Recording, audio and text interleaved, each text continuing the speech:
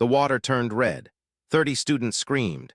But when they pulled her out, Karen wasn't the one bleeding, and the truth that surfaced would destroy more than just one perfect reputation. The bus ride to Lakewood Resort had taken 3 hours, and Maya Chen had spent every minute of it pretending to sleep. Headphones in, eyes closed, forehead pressed against the vibrating window, anything to avoid the inevitable. "Hey, scholarship girl." Maya's stomach clenched. She didn't open her eyes. "I know you're awake, Maya. Your music's not even on. I can see your screen's black."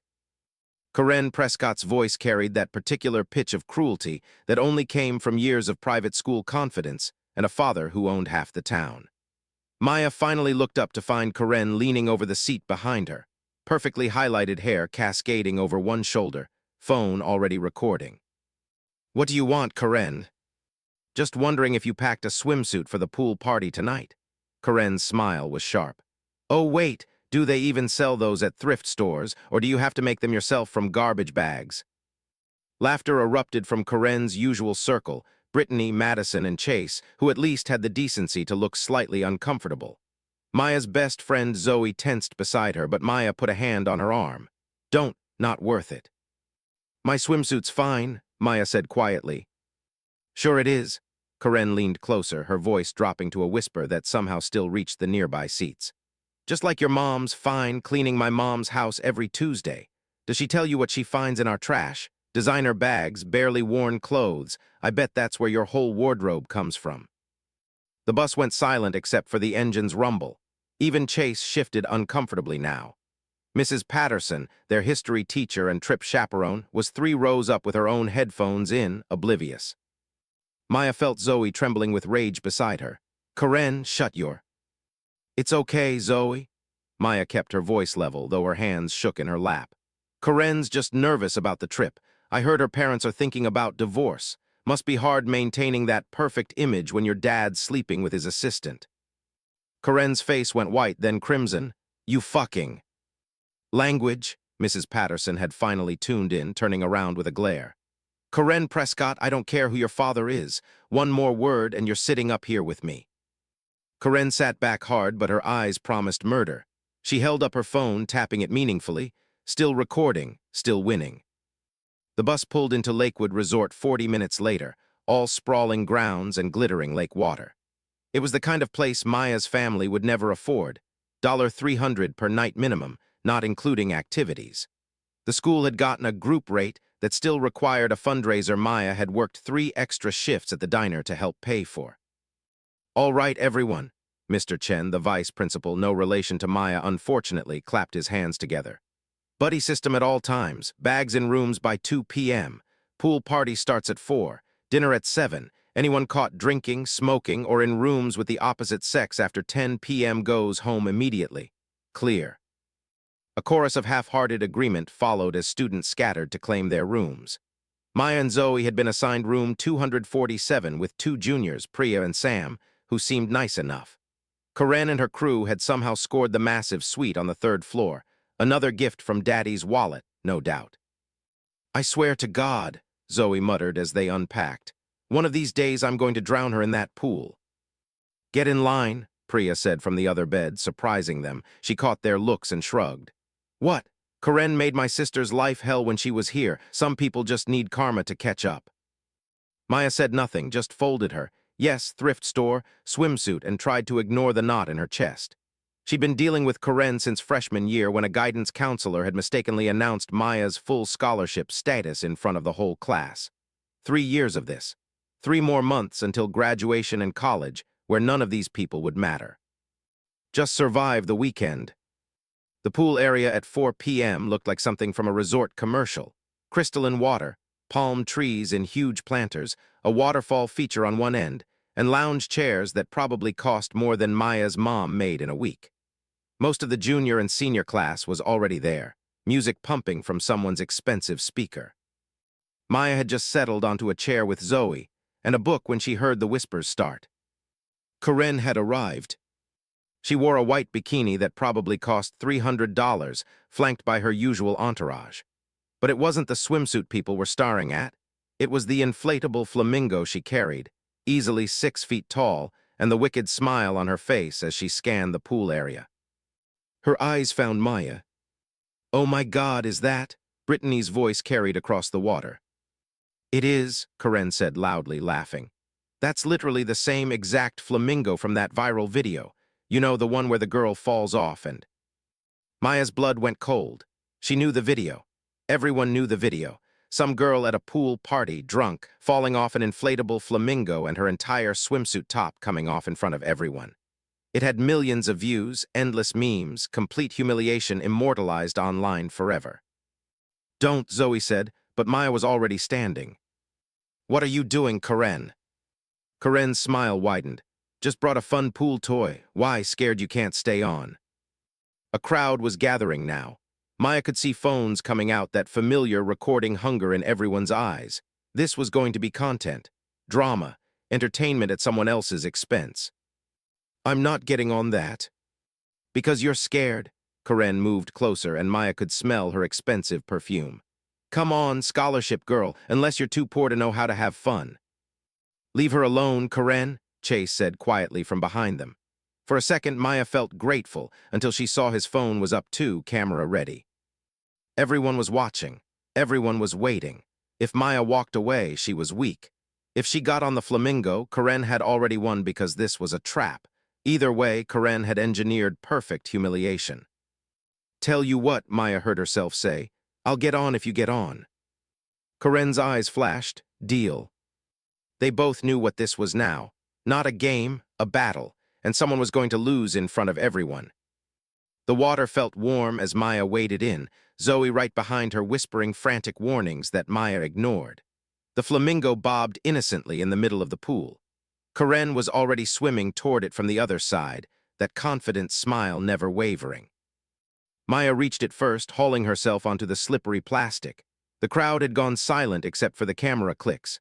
She got her balance, kneeling at first, then slowly standing. The flamingo wobbled but held. "Not bad," Karen said, circling like a shark. "Now the real test." She lunged forward and grabbed the flamingo's neck, yanking it hard. Maya's balance broke. She fell sideways into the water with a splash that made everyone laugh, but she'd barely gone under before she realized something was wrong. The laughter was changing, turning to gasps, screams. Maya surfaced and saw the blood. It was spreading through the water like red ink, thick and dark, coming from somewhere near the pool's edge. People were scrambling backward, climbing out, but Maya couldn't see the source until someone grabbed her arm, Zoe, pulling her toward the ladder. "Maya, come on, something's wrong." But Maya had already seen it. Karen was in the water now, not far from where the blood cloud originated, and her face was stark white. She was swimming frantically toward the edge, leaving a red trail behind her. "My leg," Karen was gasping. "Oh my God, my leg." Chase and Mr. Chen pulled her out. Her left calf was gashed open, a deep wound spurting blood with each heartbeat. She'd hit something in the water, something sharp. People were shouting for towels, for help. Mrs. Patterson was on her phone calling 911. But Maya wasn't looking at the wound. She was looking at what Chase had just pulled from the water near where Karen had fallen. A razor blade, taped to the pool edge barely underwater, right where someone would put their hand to climb out. Someone had put it there. Someone had planned this. And every phone in the area had been recording. Karen's eyes found Maya's across the chaos, wild with pain and something else. Accusation. She'd seen Chase pull the razor from where Maya had been swimming, where Maya had been right before Karen got hurt. "You," Karen gasped, pointing with a shaking hand. "You did this, you set me up." The pool area erupted in chaos, but Maya stood frozen in the shallow end. Water dripping from her hair, Zoe's hand tight on her arm, and 30 witnesses with their cameras all pointed at her face. She hadn't done this, but someone had, and they'd made sure Maya would take the fall. The resort manager's office smelled like leather and lies. Maya sat in a chair that cost more than her family's rent, dripping chlorinated water onto expensive carpet, while Karen sobbed dramatically on the couch across from her. The paramedics had wrapped Karen's leg 12 stitches. They'd said, maybe more, but she'd refused to go to the hospital until that psycho is arrested. Mr. Chen stood by the door like a guard. Mrs. Patterson paced. The resort manager, a thin man named Douglas with a voice like gravel, kept glancing at his phone where the video was probably already going viral. I want to see my parents, Maya said for the third time. I didn't do anything. The blade was found exactly where you were swimming, Mr. Chen said. His usual kindness had evaporated into administrative panic. A student injured on his watch. Lawsuits. Bad press. He needed someone to blame, and Maya was convenient. Multiple witnesses saw you in that exact spot right before Karen was injured. Multiple witnesses saw me fall off a flamingo that Karen brought specifically to humiliate me. Maya's voice shook but held firm. Why would I hurt her? I was the target. Oh, please. Karen's tears had dried remarkably fast. She sat up straighter, wincing theatrically. You literally threatened me on the bus. You said my parents were getting divorced. How did you even know that? Have you been stalking me? My family. Maya's stomach dropped. Your Instagram, you posted about it last week. That cryptic post about family changes, everyone was talking about it. I never posted that. Karen's voice went cold and certain. She turned to Mrs. Patterson. Check my Instagram right now, show them. Mrs. Patterson pulled out her phone, scrolled, frowned. Karen, there's no post about. Because she's lying. Karen's voice rose to a shriek that made everyone flinch. She's been obsessed with me for years. She's jealous because I have everything she doesn't, money, friends, a real family instead of just some cleaning lady mother. Enough, Mr. Chen's voice cracked like a whip. Karen, that's inappropriate. What's inappropriate is that she tried to murder me and you're worried about hurting her feelings. Karen was standing now, limping for effect. My father is going to sue this school, this resort, and her personally. I want her expelled. I want her arrested. No one is getting arrested. Douglas, the manager, had finally found his voice. We're reviewing security footage. We'll know exactly what happened. The room went still. Maya felt something flutter in her chest. Hope, maybe. The pool has cameras. Of course, Douglas looked offended. Multiple angles. We'll see who was near that edge, who could have placed the blade. He checked his watch. Security is pulling the footage now, should have it in 10 minutes.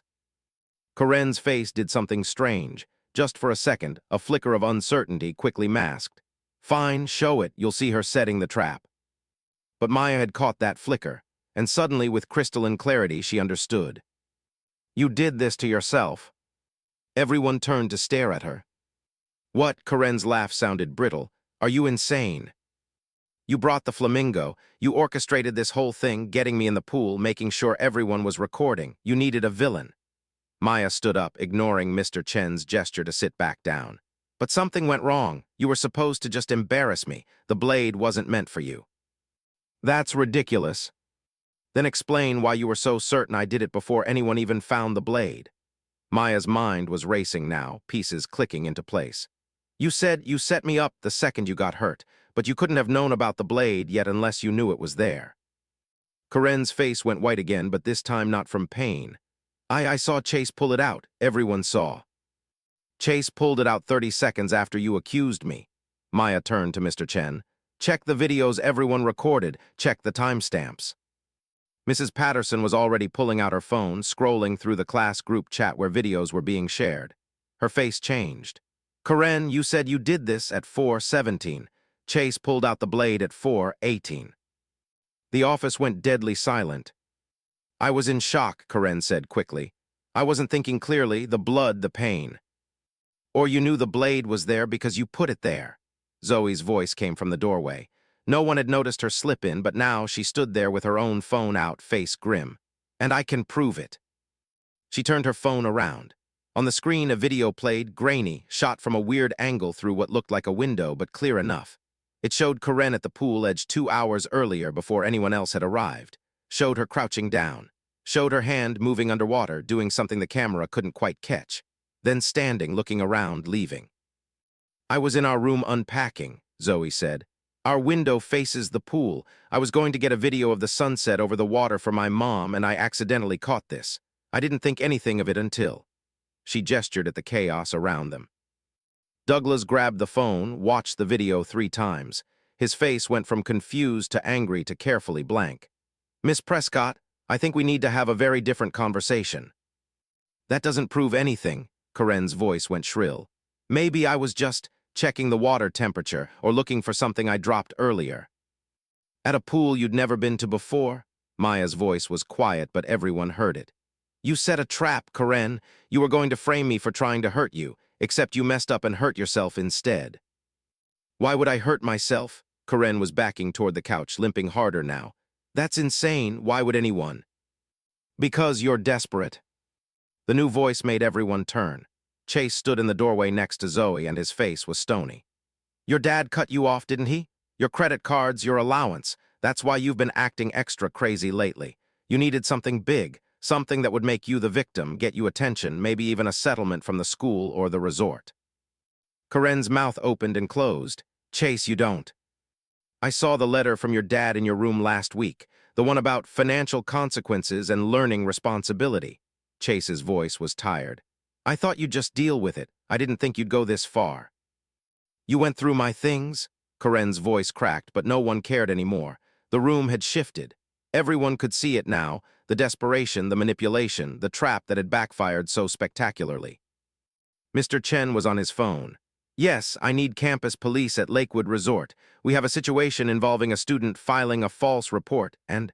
He stepped into the hallway, voice dropping. Douglas cleared his throat. Miss Prescott, I'm going to need you to stay here. Don't call anyone, don't post anything, and pray your father has a very good lawyer. This is bullshit. Karen lunged forward, then screamed as her injured leg gave out. Mrs. Patterson caught her, but Karen shook her off. You're all going to regret this, my father. Your father is going to be very interested in why his daughter planted a razor blade in a public pool. Douglas's voice had gone ice cold. Do you understand that you could have injured multiple people? Children use this pool. This isn't just assault or filing a false report. This is reckless endangerment. Criminal charges, Miss Prescott. The color drained from Karen's face. But I didn't mean, she looked around the room wildly. It was just supposed to scare her, just a little cut, maybe, nothing serious. And I was going to say it was an accident, that she left something dangerous in the pool, that she should be more careful. She stopped, realizing what she'd just admitted. The office door opened, and 2 campus police officers walked in, followed by someone Maya didn't recognize, a woman in a sharp suit carrying a briefcase. I'm Detective Morrison, County Police. The woman looked at Douglas. We got a call about a potential assault. Someone want to explain what's happening. Everyone started talking at once. Douglas showed the security footage on his laptop. Zoe showed her video. Mrs. Patterson pulled up the time-stamped recordings. Chase, reluctantly, confirmed the letter about Karen being cut off financially. And through it all, Karen sat on the couch, her face blank, as her perfect life crumbled around her. Maya watched it happen and felt nothing, no triumph, no satisfaction, just exhaustion and a weird kind of sadness for how pathetic it all was. Miss Chen, Detective Morrison turned to her. I'm going to need a full statement from you. Your parents have been contacted and are on their way. Am I in trouble? No, the detective's face softened slightly. You're a victim here, but we need your account of events for the record. Karen let out a sound somewhere between a laugh and a sob. Victim. She's always the victim. Poor little scholarship girl, so noble, so perfect. Miss Prescott? Detective Morrison's voice cut through the hysteria. I'm placing you under arrest for assault, reckless endangerment, and filing a false police report. You have the right to remain silent. The words faded into legal white noise as officers helped Karen to her feet, her legs still wrapped in blood-stained bandages. She looked small suddenly, younger than 17, as they read her rights and led her toward the door. She stopped at the threshold, turning back to look at Maya. For just a second, the mask cracked completely. No rage, no superiority, just a scared girl who'd bet everything on one desperate play and lost. I didn't mean for it to go this far, she whispered. Then the officers led her out, and she was gone. The office emptied slowly. Mr. Chen to deal with panicked parents, Mrs. Patterson to calm the other students, Douglas to manage the PR nightmare this was about to become. Chase disappeared without a word, his role in Karen's life clearly over. Maya sat alone in the expensive chair, still dripping pool water, until Zoe came and pulled her up. Come on, your mom's almost here. They walked out into the resort hallway where students clustered in small groups, everyone glued to their phones. The video was everywhere now, not of Maya being framed, but of Karen being arrested. The truth spreading faster than the lie ever could. Maya's phone buzzed, text messages flooding in. Apologies, support. People who'd stood by and watched for 3 years suddenly claiming they'd always known Karen was toxic. She turned her phone off. "You okay?" Zoe asked as they reached their room. Maya thought about it. Karen had tried to destroy her and ended up destroying herself instead. Justice, some would call it. Karma. But all Maya felt was tired and maybe a little bit sad for everyone involved. "Yeah," she said finally, "I think I am." Behind them, through the window, the pool water gleamed innocently in the late afternoon sun. Crime scene tape was already going up around the edge where the blade had been. Tomorrow the news crews would arrive. Lawyers, interviews, Karen's father presumably with his wallet and his rage. But tonight, Maya would sit with her mom, eat cheap takeout in their hotel room, and remember that sometimes the best revenge is just surviving long enough to watch someone defeat themselves. The pool party was canceled, but somehow Maya had still won. Maya's mother arrived at 7 p.m. with mascara-stained cheeks and a death grip on her purse. "Baby," Linda Chen pulled Maya into a hug so tight it hurt. "When they called and said you were accused of, I couldn't breathe. I left the Harrington house mid-shift. I just ran." "Mom, I'm fine." Maya held her back just as tightly, breathing in her mother's familiar scent of lemon cleaner and discount perfume. "I didn't do anything. They know that now." "The Harrington house?" Mr. Chen had appeared in the hallway, overhearing. He looked confused. "As in Principal Harrington." Linda stiffened, releasing Maya. "I clean houses. It's not illegal." "No, of course not. I just—" Mr. Chen's face did something complicated. "I didn't realize you worked for our principal. Does she know her cleaning service employee is—" "Is what, poor?" Linda's voice went cold in a way Maya rarely heard.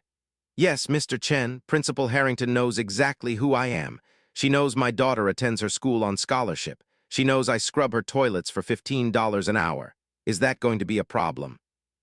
The hallway had gone silent. Students pretended not to listen while obviously listening. Mr. Chen's face flushed. "Of course not. I apologize. It was inappropriate to," he cleared his throat. "Maya, you're free to go. We'll need you back tomorrow for formal statements, but tonight just rest. This has been traumatic for everyone." "Especially Karen," someone muttered from down the hall. Nervous laughter followed. Linda took Maya's hand. "We're leaving now." "Mom, wait." Maya pulled back gently. "I can't leave. The trip isn't over until Sunday. If I go now, it's like I'm running away, like I'm ashamed." "You almost got blamed for assault." "But I didn't, and Karen's the one who got arrested." Maya looked at her mother's exhausted face and felt her heart crack. "Mom, I've spent 3 years letting people like her make me feel small. If I leave now, I'm still letting her win." Linda opened her mouth, closed it, then pulled Maya into another crushing hug. "You're braver than I am." "I learned from the best." They ate dinner in Maya's room. Zoe had tactfully gone to eat with Priya and Sam, giving them privacy. Pizza ordered on Linda's emergency credit card, the one she only used for true disasters. They sat on the floor and didn't talk about Karen or razors or pool water that ran red. Instead, Linda told stories about Maya as a toddler, fearless and stubborn even then. How she'd walked up to the biggest kid in daycare and demanded he share the good crayons. How she'd lectured a grocery store manager about fair wages at age 7 after overhearing her mother complain about prices. "You've always had this fire in you," Linda said, picking pepperoni off her slice the way she always did. "It scared me sometimes, still does. The world isn't kind to girls like us with fire." "Maybe it should be." Linda smiled sadly. "Maybe." At 9 p.m., there was a knock on the door. Maya opened it to find Chase standing there, hands shoved in his pockets, looking miserable. "Can I talk to you?" Maya glanced back at her mother, who nodded reluctantly. 5 minutes. Door stays open." They moved into the hallway. Chase leaned against the wall, not meeting her eyes. "I'm sorry," he said finally, "for all of it, for recording, for not stopping her sooner, for—" he swallowed hard, "for knowing she was planning something and not saying anything." Maya's blood went cold. "You knew." "Not about the blade. I swear I didn't know about that." Chase finally looked at her and his eyes were red-rimmed. "But I knew she was obsessed with getting back at you for the bus thing. She kept talking about teaching you a lesson and showing everyone who you really are. I thought she just meant more social media stuff. Embarrassing photos, rumors. Not." He gestured helplessly. "Why didn't you say something?" "Because I'm a coward." The words came out flat, factual. Because I've been with Corinne for 2 years and I've watched her destroy people, and I never did anything because it was easier to be on her side than in her crosshairs. And now, she's facing criminal charges, and I'm realizing I could have stopped this months ago if I just had the guts to walk away. Maya wanted to rage at him, to scream that his cowardice had nearly destroyed her life. But looking at his face, she saw something she recognized, the exhaustion of survival, of making yourself small to avoid becoming a target. "You're telling someone now," she said quietly. "The police." "Already did. Detective Morrison has my statement. Everything Corinne said, every threat, every plan I knew about." He laughed bitterly. "She's going to hate me more than she hates you now." "Probably." They stood in silence for a moment. Down the hall, Maya could hear other students talking, someone's music playing, the forced normalcy of people trying to salvage a ruined trip. "For what it's worth," Chase said, "you were right on the bus, about Corinne's parents divorcing, about her dad cutting her off." He pulled out his phone, scrolled, then showed Maya text thread. "Corinne to Chase 3 days before the trip. My father is such a bastard. Cut my cards. Said I need to learn the value of money. Like I don't know? Maybe if he spent less on his whore assistant, he could afford his own daughter." Chase to Corinne. "Maybe talk to him. Apologize for the shopping thing." Corinne to Chase. "I don't apologize. Other people apologize to me. I need to remind everyone who I am, who my family is. I need something big." Maya's hands trembled as she read, "Can I?" "Already sent it to the detective, but I thought you should see it too. Know that this wasn't about you, not really. You were just convenient. The scholarship kid, the one nobody would defend too hard." Chase took his phone back. "I'm not asking for forgiveness. I just wanted you to know the truth." He walked away before Maya could respond. Back in the room, Linda was packing Maya's things. "We're leaving." "Mom." "That boy just confirmed your life was in danger, that this was premeditated. We're going home where you're safe." "I am safe. Corinne's gone, and Maya grabbed her mother's hands, stilling them. "I need to stay. I need to show everyone that I'm not the victim in this story. I'm the survivor." Linda's face crumpled. "Baby, you shouldn't have to be either." "I know, but I am, so let me do this my way." They compromised. Linda would stay at the resort for the night in Maya's room. In the morning, if Maya still wanted to stay for the rest of the trip, she could. But at the first sign of trouble, they were gone. Maya lay awake that night listening to her mother's soft snoring from the other bed, watching shadows from the parking lot lights play across the ceiling. Her phone buzzed constantly until she turned it to silent. Social media was exploding. #justice for Maya trending, Corinne's carefully curated Instagram being torn apart in the comments, think pieces already being written about privilege and false accusations. At 2 a.m., unable to sleep, Maya opened her laptop and started typing. Not for school, not for anyone else, just for herself. The whole story, every detail, every emotion. The 3 years of torment, the pool, the blood, the moment when everything shifted. She wrote until her eyes burned and her fingers cramped. Wrote until the story was outside of her instead of churning inside. Then she closed the laptop and finally slept.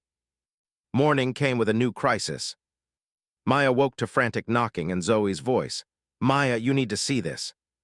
She opened the door to find half the hallway crowded with students, all staring at their phones. Zoe shoved hers at Maya's face. The headline read, "Prescott Family RESPONDSTO Daughter's Arrest, CLAIMS School Conspiracy." Maya scrolled through the article with growing disbelief. Corinne's father, Richard Prescott, had released a statement through his lawyer at 6 a.m. It claimed Corinne was the real victim of a coordinated attack by school administrators who resented the Prescott family's prominence. It suggested Maya had been coached by teachers to frame Corinne. It hinted at lawsuits against the school, the resort, and all parties involved in this travesty of justice. "He's insane," Zoe breathed. "There's literal video evidence." But Maya understood. This wasn't about truth. It was about power. Richard Prescott was a man used to buying his way out of problems, and he just realized his money couldn't make this one disappear. So he was doing what men like him always did, attacking, deflecting, trying to control the narrative. Her phone rang. Unknown number. She almost didn't answer, but something made her pick up. "Miss Chen, this is Detective Morrison. I wanted to give you a heads up before you see it on the news. Corinne Prescott was released on bail 2 hours ago." Maya's blood ran cold. "What?" Her father posted a $50,000 bond. She's out, but with conditions: GPS monitor, no contact with you or any witnesses, no social media. She violates any of that, she goes right back to jail. The detective's voice softened. I know this is scary, but she can't hurt you now. Too many eyes on her. After hanging up, Maya sat on the bed, her mother's arm around her shoulders, and tried to process it. Karen was out. Karen was free. Karen's father was spending more on her defense than Maya's mother made in 2 years. We're leaving, Linda said firmly. Right now, this isn't safe. But then Maya's phone buzzed again. This time, a text from a number she didn't recognize. This is Priya's older sister. Remember me? Karen made my senior year hell. I'm a lawyer now. I just saw the news. If you want representation, pro bono, call me. It's time someone fought back. Another text from Chase. My parents know the truth. They're talking to their lawyer about your family suing. You have support. Another from a girl Maya barely knew. Karen told everyone I was anorexic because I wouldn't share my lunch. I was just poor. I'm with you. The messages kept coming. Students Karen had tormented for years, crawling out of the woodwork, finding their voices. Not because Maya was special, but because someone had finally stood up and survived. Maya looked at her mother's terrified face and made her choice. We're staying, but not just for me. She showed Linda the messages. We're staying for all of them. Linda closed her eyes, took a deep breath, then nodded. Then we fight together. By noon, 3 lawyers had contacted Maya's family offering representation. By 2 p.m., 5 more students had come forward with stories about Karen. By 4 p.m., the resort had announced they were pursuing their own charges for endangerment. And somewhere across town, in a mansion Maya had never seen, Karen Prescott sat with a GPS monitor on her ankle and watched her perfect life burn down around her, one viral video at a time. The war wasn't over. But for the first time, Maya Chen wasn't fighting alone. Sunday morning, the day the school trip was supposed to end, began with a media circus. News vans lined the resort entrance. Reporters with 2 white teeth and aggressive microphones tried to corner students as they loaded luggage onto buses. Mr. Chen and Mrs. Patterson formed a human barrier, shouting, "No comment," while herding teenagers like panicked sheep. Maya watched from her window, stomach churning. Her mother had finally gone home an hour ago, extracting promises that Maya would text every 30 minutes and stay with Zoe at all times. Linda had wanted to stay, but she couldn't afford to miss another shift. The Harrington account alone was worth a quarter of her monthly income. You ready for this? Zoe appeared in the doorway, already packed. No, Maya pulled her hair into a ponytail, hands shaking slightly. But I guess I don't have a choice. They made it to the bus through a side entrance Douglas showed them, avoiding the worst of the press. But inside the bus, the atmosphere was toxic. Students divided into clear camps, those who supported Maya, those who thought the whole thing was blown out of proportion, and a small, vocal group who still somehow blamed her for ruining the trip. My parents are furious they wasted money on this disaster, Brittany announced to no one in particular as the bus pulled out. She'd been Karen's second in command, and without her leader, she was floundering for relevance. All because someone couldn't just take a joke. A joke? Maya's voice cut through the bus chatter like a knife. Everyone went silent. You think attempted assault is a joke? Brittany's face flushed. Karen wouldn't have gone that far if you hadn't provoked her. You told everyone about her parents' divorce, which was public information on social media. And you've always acted like you're better than everyone else just because you have good grades. No, Zoe stood up, furious. She acts like a normal person and you all hate her for not being ashamed of being poor. There's a difference. Sit down, both of you, Mrs. Patterson called from the front, but her heart wasn't in it. She looked exhausted, probably already composing her resignation letter. The rest of the ride passed in tense silence. Maya stared out the window and tried to ignore the feeling of 30 pairs of eyes boring into her back. Some sympathetic, most just curious. She'd become a story, a piece of drama to dissect and discuss. Not a person, just content. When they finally pulled into the school parking lot at noon, Maya expected more reporters. What she didn't expect was Principal Harrington standing at the entrance, flanked by 2 security guards and wearing an expression that could freeze hell.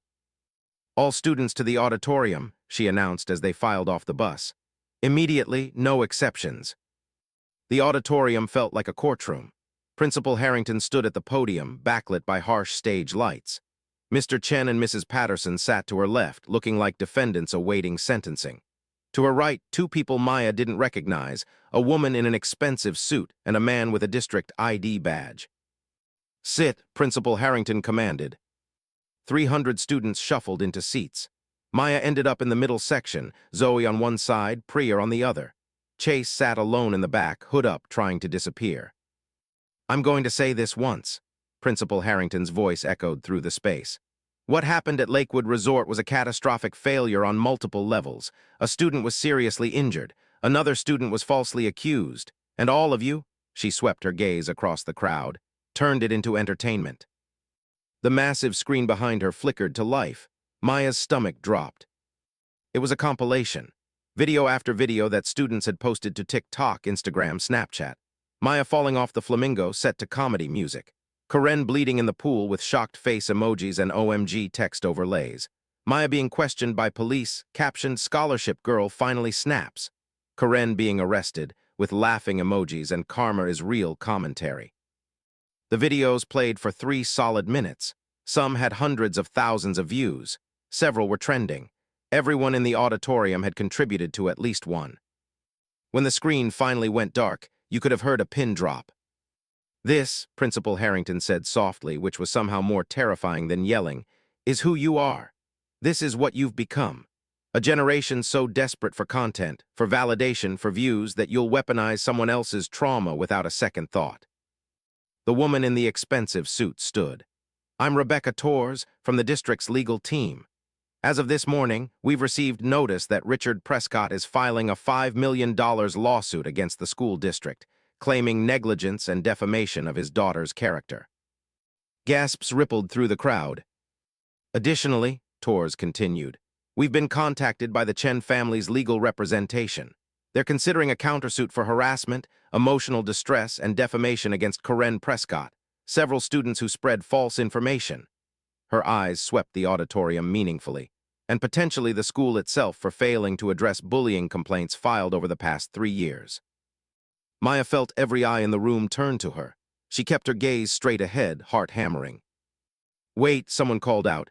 Maya recognized the voice, Josh Martinez, senior class president. "Maya filed complaints when?" The man with the district badge stood now. "I'm Thomas Reeves, district superintendent, and yes, Miss Chen filed multiple complaints, 7 to be exact, over 3 years, all documenting harassment by Karen Prescott and others. All." He paused, looking directly at Principal Harrington, "apparently lost or ignored by school administration." The auditorium exploded, students shouting questions, Principal Harrington's face going pale, then red. Mrs. Patterson standing up, sitting down, standing again like she couldn't decide whether to run or defend herself. "Quiet," Reeves's voice boomed through the speakers. The noise cut off instantly. "The district is conducting a full investigation into how these complaints were handled. Several administrative positions are under review, but that's not why we're here today." He pulled out a thick folder, set it on the podium with a thud that echoed. "We're here because every single one of you needs to understand the consequences of your actions. These videos," he gestured at the dark screen, "aren't just morally reprehensible. Some of them may constitute defamation, cyberbullying, or even evidence tampering in an ongoing criminal case. The police are reviewing every post, every comment, every share." Dead silence. "If you posted videos of the incident before turning over footage to authorities, you could face obstruction charges. If you posted false information about Maya Chen or Karen Prescott, you could face defamation charges. If you're under 18, your parents will be held liable. If you're 18 or older, you'll face charges as adults." A girl in the front row started crying. Others pulled out phones, presumably deleting evidence, until Torres spoke again. "Don't bother, we already have screenshots of everything. Deleting now just makes you look guilty." The crying spread like a contagion.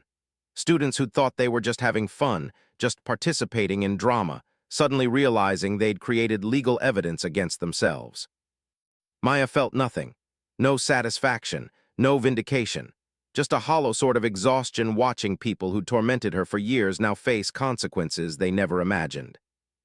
"There will be a mandatory assembly next week," Principal Harrington said, her voice strained. About digital citizenship, cyberbullying, and legal responsibility. Attendance is non-negotiable. Anyone who posted content about the incident will meet individually with myself and a district representative. She paused. And to be clear, this school failed Maya Chen. We failed every student who came to us for help and was ignored. That ends now. The words should have felt like victory, like vindication. Instead, they felt like too little, too late. 3 years of complaints ignored, and now, only when lawyers and lawsuits got involved, suddenly they cared. As students filed out, Maya felt a hand on her shoulder. She turned to find Principal Harrington standing there, face carefully neutral. "Miss Chen, a word, please." Zoe started to protest, but Maya shook her head. "It's fine, I'll text you." They walked to Harrington's office in silence. The same office Maya had sat in 3 years ago, freshman year, first complaint. The same desk where Harrington had smiled kindly and said, "Girls will be girls, maybe try not to be so sensitive." Now Harrington sat behind that desk and looked at Maya with something that might have been shame. "I owe you an apology." "You owe me more than that." Harrington flinched. "You're right, I do. I failed you. I failed in my responsibility to keep you safe. I prioritized." She paused, choosing words carefully. "Donor relationships and avoiding conflict over student welfare. There's no excuse for that." "Did you bury my complaints because Karen's father donates to the school?" The silence was answer enough. "The new library wing," Maya said slowly, pieces clicking together. "The renovated gym, the technology upgrades, all Prescott donations." "It's more complicated than—" "Is it?" Maya's voice was cold. "You sacrificed me and how many other students? To keep the Prescott money flowing. That's not complicated, that's just corruption." Harrington's face went white. "I never meant."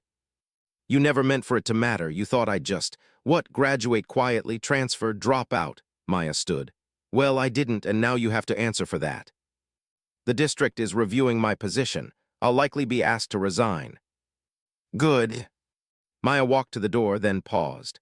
"My mother cleans your house every Tuesday. She scrubs your toilets and washes your floors and probably knows more about your life than your own family does. And you knew that? You knew she was my mother, and you still chose Karen Prescott's father's money over my safety. I hope that library wing was worth it." She left Harrington sitting at her desk, head in her hands. Outside, Zoe was waiting with Priya, Sam, and a dozen other students Maya barely knew. They formed a protective circle around her as she walked to her mother's old Honda in the parking lot. "We've got your back," Priya said simply. And for the first time since the pool, Maya felt something like hope. Her phone buzzed, a text from an unknown number. "This is Richard Prescott. We need to talk about dropping charges against my daughter. Name your price." Maya stared at the message for a long moment. Then she forwarded it to Detective Morrison, Rebecca Torres, and her own lawyer, Priya's sister, who'd taken her case pro bono. Then she typed back, "There is no price. See you in court." She hit send and got in the car. Monday morning, Karen Prescott was charged with 3 additional counts of witness intimidation. Her father's text to Maya, plus 2 others he'd sent to Chase and another student who'd given statements. His bail was revoked. She went back to juvenile detention. Tuesday, Principal Harrington announced her resignation. Wednesday, the school board voted to implement a new bullying reporting system with external oversight. Thursday, 5 students who'd posted the most vicious videos about Maya were suspended pending investigation. And Friday, exactly 1 week after the pool incident, Maya Chen walked into school with her head high and found the hallways covered with handmade signs. "We see you, Maya. Scholarship kids matter. End the silence." Not everyone had signed them, but enough had. It wasn't victory, it wasn't justice, not completely. But it was change. And sometimes that had to be enough. 3 months later, Maya stood in front of Judge Margaret Santos and told her story one last time. The courtroom was smaller than she'd expected. Oak paneling, fluorescent lights, a handful of spectators in the gallery. Karen sat at the defense table in a navy blazer that probably cost more than Maya's prom dress, hair pulled back, makeup minimal. She looked younger without all the armor, almost vulnerable. "Almost." "Miss Chen," Judge Santos said, her voice kind but firm, "can you describe the impact these events have had on your life?" Maya had practiced this. Her lawyer, Jennifer Reyes, Priya's sister, had coached her for hours. Be factual, be concise. Don't let emotion override credibility. But standing there with Karen 15 feet away and 3 years of pain compressed into this moment, the practiced words evaporated. "Stopped sleeping," Maya said quietly. "After the pool, I'd close my eyes and see blood in the water, feel everyone staring at me, recording me, turning my trauma into content." She gripped the witness stand edge.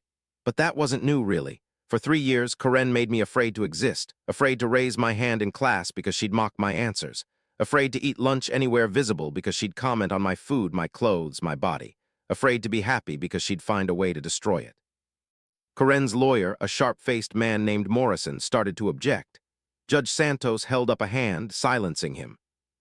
"Continue, Miss Chen. My mother works 3 jobs to keep us afloat. She cleans houses for people who won't look her in the eye. And Karen used my mom's dignity and hard work as a weapon against me, made me ashamed of the person I'm most proud of." Maya's voice cracked. "The pool thing wasn't just about framing me for assault. It was about reminding me that people like me don't matter, that people like her can do whatever they want because they have money and power and the system protects them." She looked directly at Karen for the first time. Karen's face was pale, unreadable.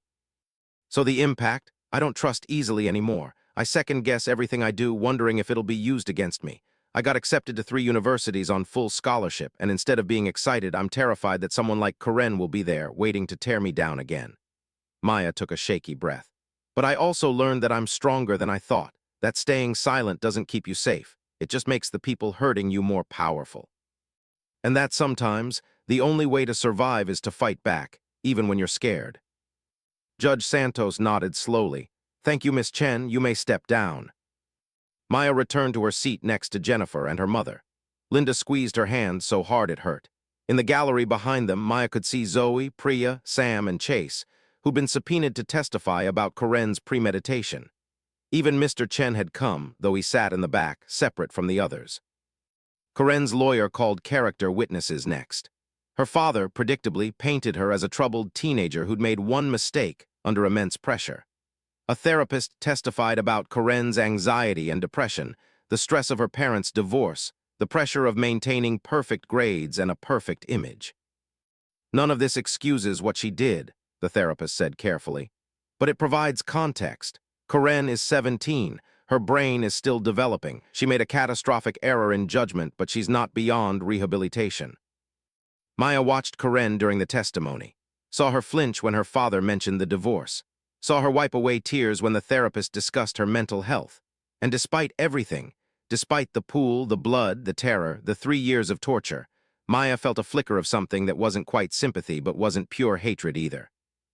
Karen was a person, a cruel, damaged person who'd hurt others to feel powerful, but still a person. That didn't mean she deserved forgiveness, but maybe it meant she deserved a chance at change. The lawyers gave closing arguments. Karen's team pushed for probation, community service, mandatory therapy.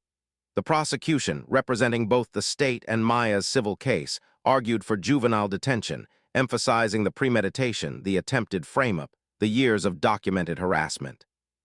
Judge Santos took a 30-minute recess to review everything. Maya spent it in the hallway with her mother, not talking, just existing together in the fluorescent silence. When they reconvened, Judge Santos looked tired. "I've reviewed the evidence, the testimony, and the psychological evaluations," she began. "What we have here is a disturbing pattern of behavior that culminated in a calculated act of violence.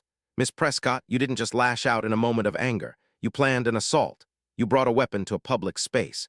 You intended to frame an innocent person for a crime you committed.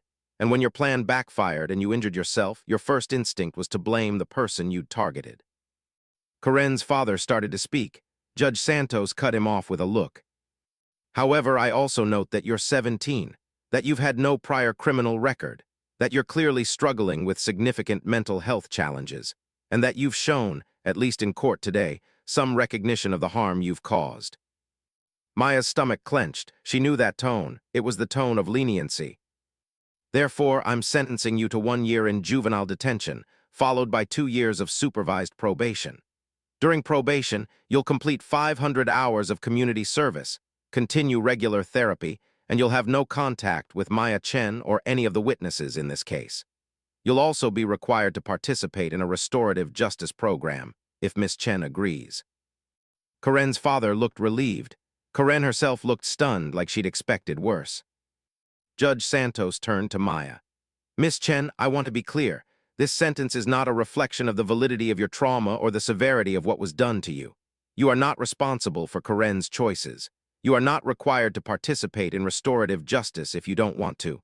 This is about giving a minor one chance, at rehabilitation while still holding her accountable. Maya nodded, throat too tight to speak. As for the civil case, Judge Santos continued, I'm awarding Miss Chen $50,000 in damages for emotional distress, legal fees, and counseling costs. Additionally, the school district has already settled separately for $200,000 and implemented policy changes, which I understand is being used to establish an anti-bullying program and scholarship fund in Miss Chen's name. The gallery erupted in whispers. Karen's father's face went purple. Your Honor, we'd like to appeal. You're welcome to try, Mr. Prescott, but I suggest you use that energy to help your daughter understand the consequences of her actions instead. Judge Santos's voice went cold. Your money got her out on bail. It got her excellent legal representation, but it can't erase what she did. And the more you try to shield her from accountability, the more you guarantee she'll hurt someone else down the line. She banged her gavel. We're adjourned. Outside the courthouse, reporters swarmed like locusts. Jennifer and Linda formed a protective barrier as Maya read a prepared statement. I'm grateful for today's outcome, but this was never just about punishment. It was about acknowledgement that what happened to me mattered, that bullying has real consequences, and that staying silent protects the wrong people. I hope Karen gets the help she needs. I hope the changes at my school protect other students. And I hope anyone else going through something similar knows that speaking up is terrifying, but staying silent is worse. She didn't take questions. They drove home in Linda's Honda, windows down, spring air washing away the courthouse's recycled atmosphere. You okay? Linda asked. I don't know, Maya admitted. I thought I'd feel something, relief maybe, or satisfaction, but I just feel tired. That's normal, baby. Trauma doesn't end just because you get justice. It just means you can finally start healing. At home, Maya found her inbox flooded with messages. College acceptance letters, scholarship notifications, interview requests from news outlets and podcasts. Everyone wanted a piece of her story now that it had a neat resolution. She ignored most of them, but one email caught her attention from a documentary filmmaker who wanted to do a piece about bullying and social media. Real stories, no exploitation. Maya filed it under maybe later. That night, unable to sleep, she opened her laptop and reread the essay she'd written the night of the pool incident. The raw, unedited version of everything she'd felt. She'd revised it since then, polished it, made it suitable for her college applications. But this original version, messy and honest and furious, this was the truth. On impulse, she posted it to Medium. No fanfare, no announcement, just her story and her words for anyone who needed to read it. Within an hour, it had 100 views. By morning, 10,000. By the end of the week, it had gone viral, not because it was salacious or shocking, but because it was real. Messages poured in from strangers. This happened to me in middle school. I never told anyone, thank you for speaking up. My daughter was bullied until she tried to kill herself. Your story is helping her understand she's not alone. I was the bully in high school. Reading this made me realize the damage I did. I'm trying to make amends now. Maya read every message, cried over some, felt rage at others, but mostly she felt less alone. 2 weeks after the trial, Maya walked into school to find the new anti-bullying center officially opening. A renovated room with comfortable chairs, private counseling space, and a wall covered in anonymous sticky notes where students could share their experiences. The dedication plaque read, "The Maya Chen Advocacy Center, because silence protects the wrong people." Maya stood there staring at her name on the wall and felt her mother's arm around her shoulders. I'm so proud of you, Linda whispered. I didn't want any of this. I know, but you took something horrible and turned it into change. That's not nothing, baby. Graduation came in May. Maya walked across the stage to thunderous applause, not pity applause, but genuine recognition. She'd finished valedictorian, full ride to Stanford, the future she dreamed about finally within reach. Karen wasn't there. She was still in detention, wouldn't be released until August. But Maya thought about her sometimes, wondered if she was actually getting help or just gaming the system, wondered if she'd emerge changed or just better at hiding her cruelty. Maya hoped for change, but she wasn't naive enough to bet on it. In her valedictorian speech, Maya didn't mention Karen by name, didn't mention the pool or the trial or any of it explicitly. Instead, she talked about resilience, about the students who'd been brave enough to share their own stories after hers went public, about the 47 students who'd reached out to the Advocacy Center in its first month, about the power of using your voice even when it shakes. "We can't control what others do to us," she said, looking out at 300 faces.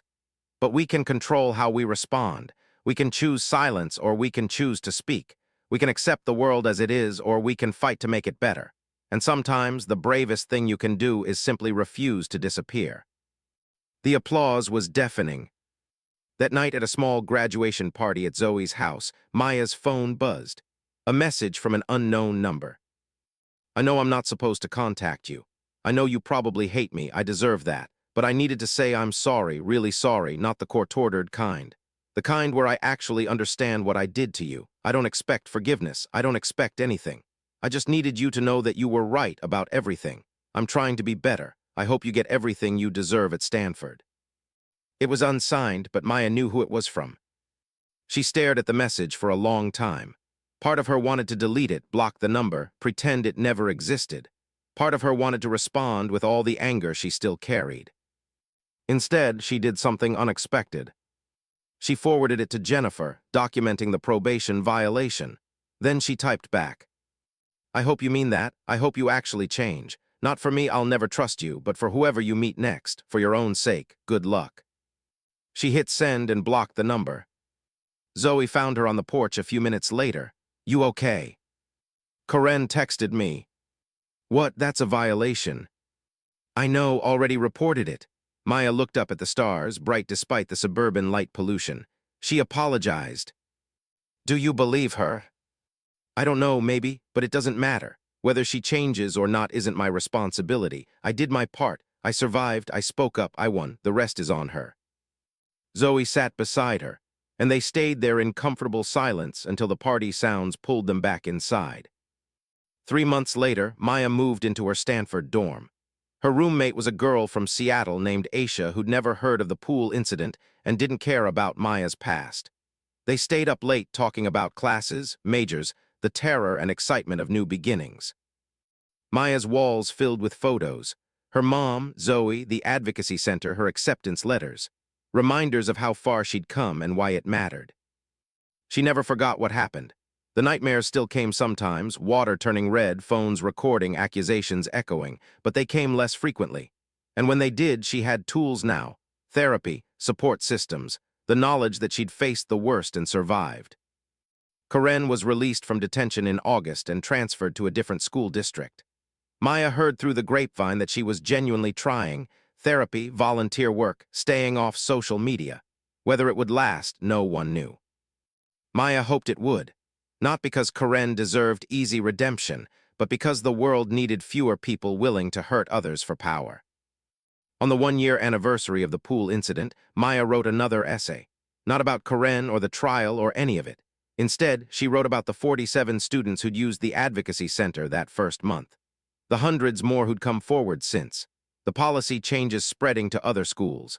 The scholarship fund that would help 20 students pay for college. She wrote about how trauma could become transformation, how one person's courage could inspire others, how the worst moments of your life didn't have to define you, they could refine you instead. She titled it, "After the Deep End, How I Learned to Swim." It went viral again, but this time Maya was ready for it. This time she controlled the narrative. And when reporters asked if she'd ever forgive Karen Prescott, Maya gave the same answer every time. "Forgiveness is personal and I'm not there yet. Maybe I never will be. But I've learned that carrying hate is exhausting and I'd rather spend my energy helping people than hating the person who tried to break me. She failed. I survived. And that's the only ending that matters." Years later, Maya would graduate Stanford with honors. She'd go to law school. She'd spend her career fighting for students who'd been failed by systems designed to protect them. And she'd never, ever forget where she came from. but she also never let it limit where she was going. Because in the end, Karen Prescott had tried to drown her, metaphorically and almost literally. And Maya Chen had learned to swim anyway.